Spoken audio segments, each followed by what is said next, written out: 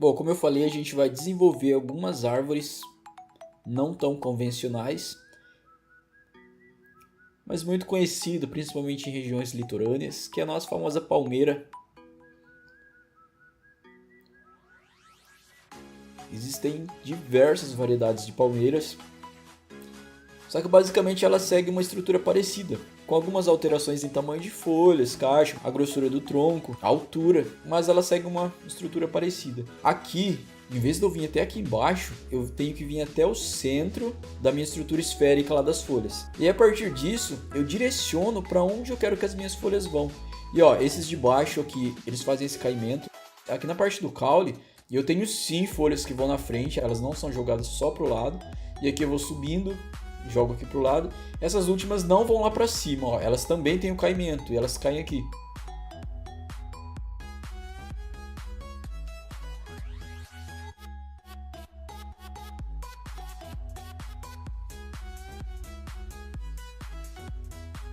A partir disso, eu começo a estruturar até onde que vão as folhas dela. E eu começo com essas da frente. Por que com as da frente? Porque se elas estão na frente, as que estão atrás não podem aparecer nesses espaços. Então vem aqui, ó, estrutura. Vou colocando mais ou menos. Vou delineando aqui onde eu vou querer fazer a minha estrutura.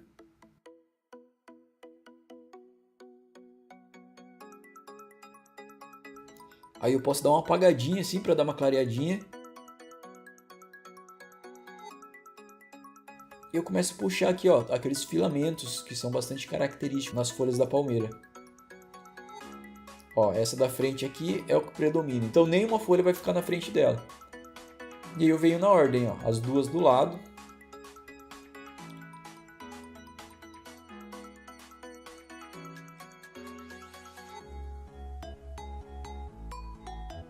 Ó, vou puxando, percebo que à medida que ela vai subindo, um dos lados tende a aparecer bem mais e a região de cima dela começa a aparecer cada vez menos, porque aqui nesse caimento ó, ela está totalmente do lado. Então metade dela está caído para esse lado, a outra metade, que em teoria poderia estar para cima, ela está caído lá para o outro lado. Então até aparecem alguns filetinhos assim em alguns casos, mas a maior parte fica atrás dessa parte aqui que a gente fez primeiro.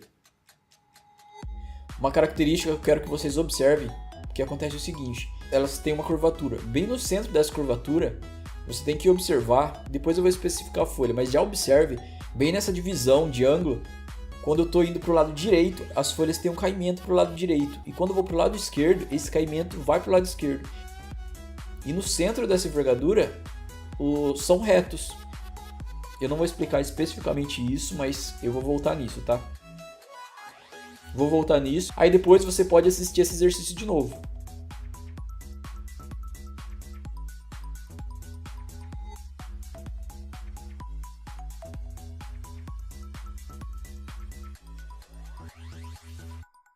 Ó, eu já posso começar a trabalhar a texturização. Começar com os riscos. A texturização ela é muito mais forte em um dos lados, porque geralmente é ao lado da sombra. Onde está o sol, a iluminação que bate, ela tende a esconder algumas texturas e acaba ficando um pouco padrão. Mas no outro lado aparece muito mais. E se atente que, ó, esse caule não é plano, ele tem um formato cilíndrico, ou seja, quando eu faço a textura eu tenho que levar em consideração isso. Então os risquinhos muitas vezes não são retos, eles tendem a formar um formato cilíndrico. Não precisa fechar o formato cilíndrico, mas respeitar esse formato. Aqui no chão, ó, pode aproveitar a sombra dela.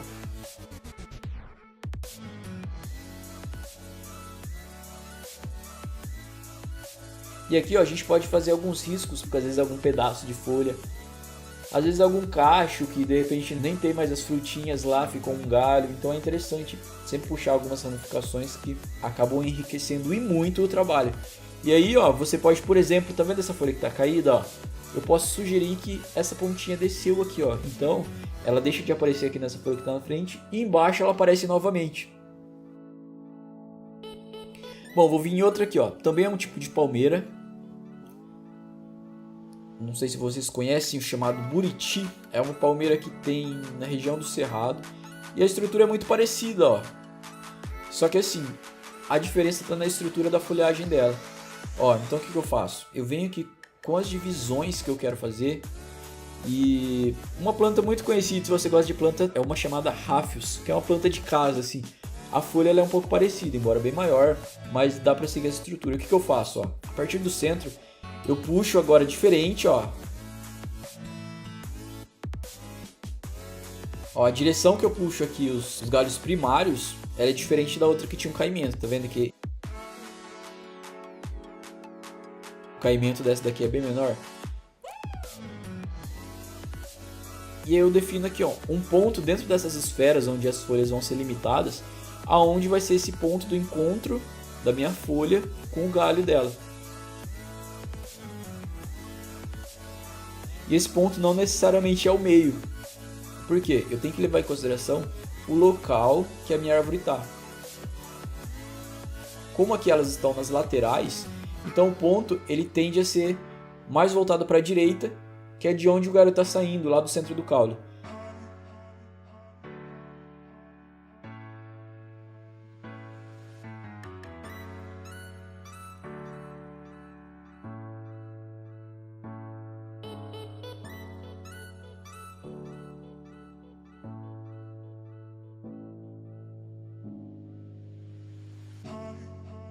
E acontece o contrário para as que estão do lado esquerdo aqui, ó. Então, o ponto de fuga vem mais para o lado direito, que é do ponto de encontro, eu já falei. Esse daqui, por exemplo, que está em cima, o ponto de encontro é mais para cima, porque o galho está vindo de baixo. E, por exemplo, as centrais aqui, aí sim o ponto pode ser bem central mesmo na esfera. Bom, a estrutura basicamente é essa, ó. E aí visualmente a gente vai percebendo onde está faltando. E a gente pode ir preenchendo aqui. Ó, as da frente são maiores, essas menores são porque estão para trás. E a mesma questão, aquele enriquecimento nos detalhes, ó. Você puxa uns galhos.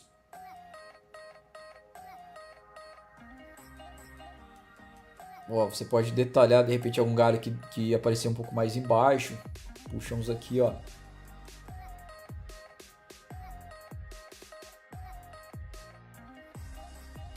De repente puxar, sei lá, uma folha seca, algum cacho que não existe mais, ficou só a estrutura.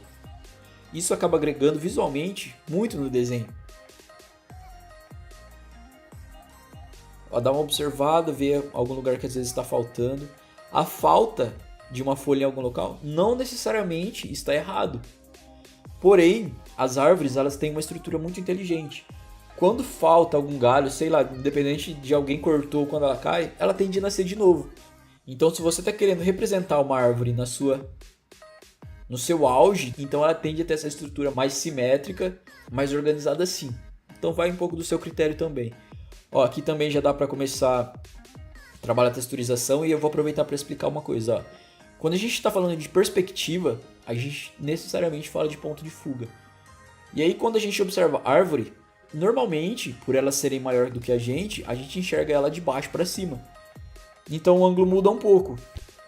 Então a gente representa aquele formato cilíndrico do tronco na hora de fazer a textura de formas diferentes, de acordo com a forma que a gente está observando. Ó, vou explicar melhor aqui. Ó, aqui eu tenho dois exemplos de troncos. Um eu estou enxergando de baixo para cima. Quando eu enxergo de baixo para cima, o formato cilíndrico é assim, ó. Então a textura ela tende a seguir essa estrutura do cilindro. Agora, se eu estou enxergando de cima para baixo, o formato cilíndrico é contrário. Aí o arco dele inverte. Então, mais uma vez, vai muito da sua observação, do seu ponto de vista, e a partir dele você estrutura. O tronco não precisa ser retinho, aliás, não deve ser retinho. Nos troncos ele tem muita texturização. No próximo exercício eu vou passar mais duas árvores e depois a gente vai mudar um pouquinho de assunto.